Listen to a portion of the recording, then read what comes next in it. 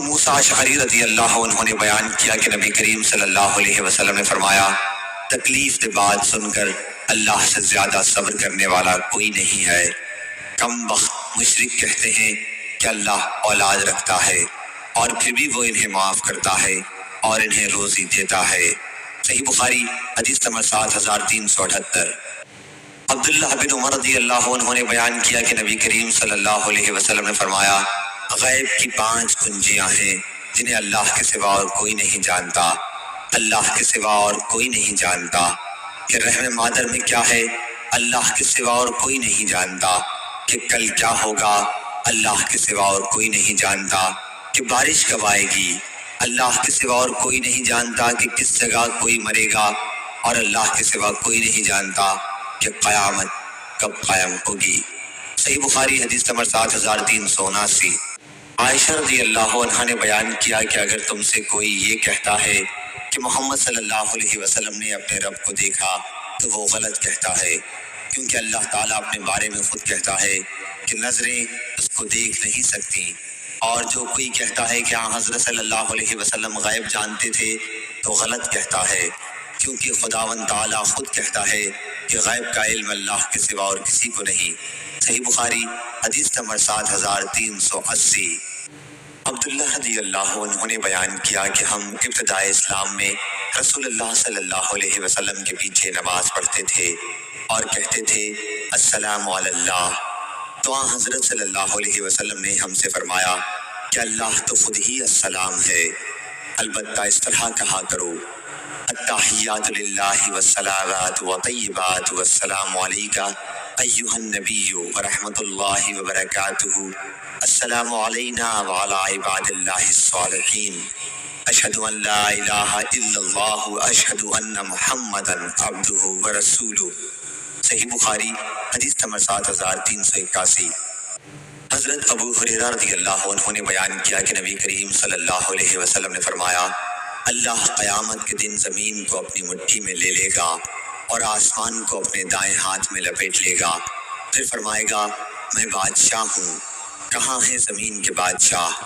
شعیب اور زبیدی اور ابن مسافر اور اسحاق بن یحییٰ نے ظاہری سے بیان کیا، اور ان سے ابو سلمہ رضی اللہ عنہ نے اسی طرح۔ صحیح بخاری حدیث نمبر 7382۔ ابن عباس رضی اللہ عنہ نے بیان کیا کہ نبی کریم صلی اللہ علیہ وسلم کہا کرتے تھے تیری عزت کی پناہ مانگتا ہوں کہ کوئی معبود تیرے سوا نہیں، تیری ایسی ذات ہے جسے موت نہیں اور جن و انس فنا ہو جائیں گے۔ صحیح بخاری حدیث نمبر 7383۔ انس رضی اللہ عنہ نے بیان کیا کہ نبی کریم صلی اللہ علیہ وسلم نے فرمایا لوگوں کو دوزخ میں ڈالا جائے گا۔ دوسری سند خلیفہ بن خیاط نے بیان کیا، کہا ہم سے یزید بن زریع نے بیان کیا، کہا ہم سے سعید بن ابی عروبہ نے، ان سے قتادہ نے، ان سے انس رضی اللہ عنہ نے۔ تیسری سند خلیفہ بن خیاط نے اس حدیث کو معتمر بن سلیمان سے روایت کیا، کہا میں نے اپنے والد سے سنا، انہوں نے قتادہ سے، انہوں نے انس رضی اللہ عنہ سے کہ نبی کریم صلی اللہ علیہ وسلم نے فرمایا دوزخیوں کو برابر دوزخ میں ڈالا جاتا رہے گا اور وہ کہے جائے گی کہ کیا ابھی اور ہے، جہاں تک کہ رب العالمین اس پر اپنا قدم رکھ دے گا اور پھر اس کا باز سے سمٹ جائے گا، اور اس وقت وہ کہے گی کہ بس بس تیری عزت اور کرم کی قسم، اور جنت میں جگہ باقی رہ جائے گی یہاں تک کہ اللہ اس کے لیے ایک اور مخلوق پیدا کر دے گا اور وہ لوگ جنت کے باقی حصے میں رہیں گے۔ صحیح بخاری حدیث نمبر 7384۔ ابن عباس رضی اللہ عنہ نے بیان کیا کہ نبی کریم صلی اللہ علیہ وسلم رات میں یہ دعا کرتے تھے اے اللہ تیرے لیے ہی تعریف ہے، تو آسمان و زمین کا مالک ہے، حمد تیرے لیے ہی ہے، تو آسمان و زمین کا قائم کرنے والا ہے اور ان سب کا جو اس میں ہے، تیرے لیے ہی حمد ہے، تو آسمان و زمین کا نور ہے، تیرا قول حق ہے اور تیرا وعدہ سچ ہے، تیری ملاقات سچ ہے اور جنت سچ ہے اور دوزخ سچ ہے اور قیامت سچ ہے۔ اے اللہ میں نے تیرے ہی سامنے سر جھکا دیا، میں تجھ ہی پر ایمان لایا، میں نے تیرے ہی اوپر بھروسہ کیا اور تیری ہی طرف رجوع کیا، میں نے تیری ہی مدد کے ساتھ مقابلہ کیا اور میں تجھی سے انصاف کا طلبگار ہوں،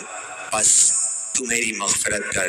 ان تمام گناہوں میں جو میں پہلے کر چکا ہوں اور جو بعد میں مجھ سے صادر ہوں، جو میں نے چھپا رکھے ہیں اور جن کا میں نے اظہار کیا ہے۔ تو ہی میرا معبود ہے اور تیرے سوا اور کوئی معبود نہیں۔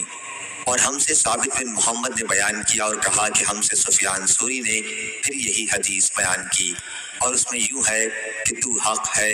اور تیرا کلام حق ہے۔ صحیح بخاری حدیث نمبر 7385۔